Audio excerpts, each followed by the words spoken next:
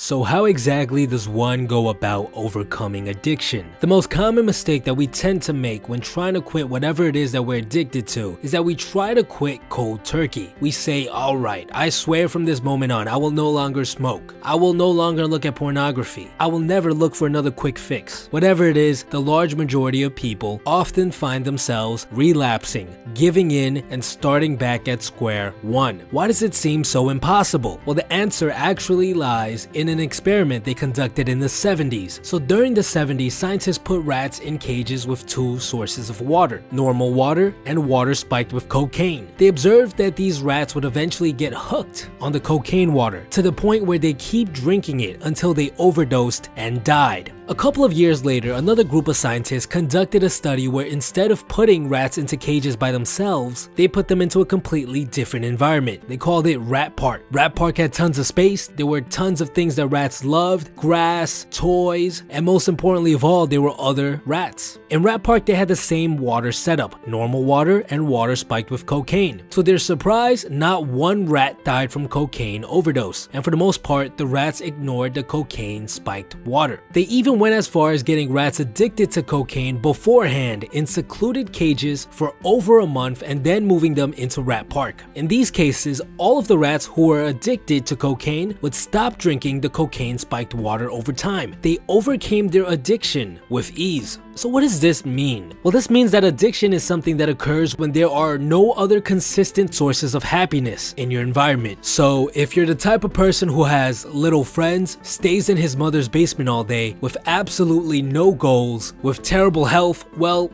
I'm sorry to break it to you, but you're gonna have a near impossible time getting over your porn addiction, or your eating disorder, or your alcohol problem, because you're basically in the human version of a lonely rat cage. So if you want to overcome your addiction, you have to somehow find a better environment to live in. You have to find the human version of Rat Park. Otherwise, you're just gonna fail over and over again. So where do you start? Well, there are 3 areas of your life that you need to work on. These 3 areas will provide you with enough happiness to move you out of your lonely cage and into the human version of Rat Park. Number 1 is deep human bonding. A recent study found that 48% of Americans have only one person they can speak to about important matters. I'm sure most of you guys do have some friends. However, if you take a step back and look at these relationships, how many of them can you say are truly deep and meaningful? Do you guys talk about deep, important matters, ways to help each other improve, or do you talk about what happened on the game last night, or about the latest episode of whatever TV show you watch? Most people nowadays have acquaintances, not friends. So how exactly do you get real friends and build real bonds? Well, you have to work on your social skills and learn how to hold deeper conversations. I actually have a video about this and I'll link to it in the description below. Number 2 is to focus less time on social media and instead focus on interacting with people in real life. By following these 2 steps, you'll see a drastic improvement in the amount of deep bonds you have with others. The second area you need to work on is meaningful work. 70% of US employees now report being extremely unhappy with the work they do. You don't see these numbers in places like Google or Tesla. Why is that? Well, it's because the majority of work the typical American has to do is monotonous. It's pushing papers or entering data and taking orders from someone else. There's little to no emotional connection with the work they do. Now, does this mean you have to quit your job in order to quit your addiction? Not necessarily. But what you do need is something that you find meaningful. This could be community service. This could be posting your art or your music online. This could be writing that book you always wanted to write. You need to ask yourself, what are some things that you hold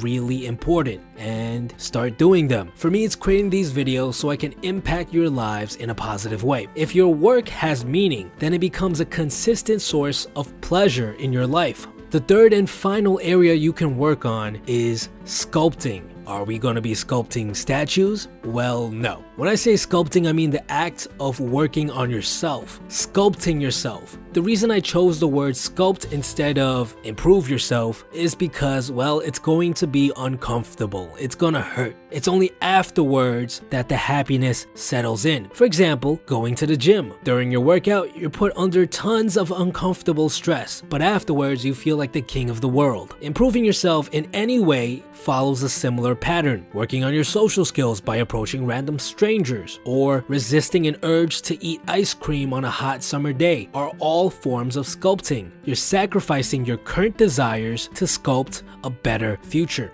Even the smallest improvement will help. By working on these 3 areas, you can slowly introduce yourself into a better cage. Let's say you worked on yourself for a month. You started going to the gym, you started hanging out with some friends, you started a little project that you're passionate about. You may not be in Rat Park yet, but you're definitely in a much better cage. And what you'll find is that you'll notice that there is naturally less of an urge to indulge in whatever your addiction is. And since you indulge in it less, you'll have an easier time improving on these 3 areas. So you end up working out more, hanging out more, and working on your projects more. Slowly and surely, this positive feedback loop brings you out of addiction. You finally get to the point where you've built yourself a version of your very own Rat Park, and you don't even bother looking at the bottle or looking for porn or looking for the next fix, because why run away from reality when reality is so awesome?